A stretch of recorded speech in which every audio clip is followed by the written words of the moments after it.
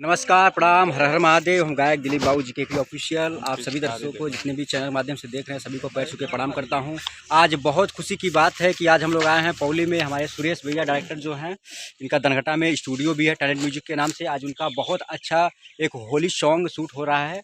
बहुत सारे ऐसे कलाकार आए हुए हैं, बारी बारी सभी लोगों से मिलवाएंगे और दिखाएंगे किस तरीके से शूटिंग हो रही है।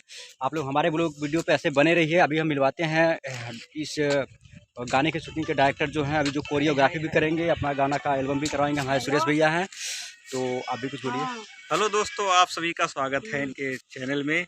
आप लोग बने रहिए इनके ब्लॉग में और देखते रहिए शूटिंग वीडियो और मस्त रहिए। और देखिए यहाँ पर कुछ लेडीज़ कलाकार हैं जो मेन लीड करेंगी होली में, तो बारी बारी से आपको दिखाएंगे। यहाँ पर करण है, सत्यम है और भी जो कोरस में पीछे बैकग्राउंड में डांस करने वाले लोग हैं, सब लोग प्रेजेंट हैं। कैमरा भी लग गया। अभी हम लोग पूजा करने जा रहे हैं। और आपके बीच में एक हमारे यूट्यूबर है भोजपुरिया रोहित राजा, तो उनसे भी मिलवाएंगे।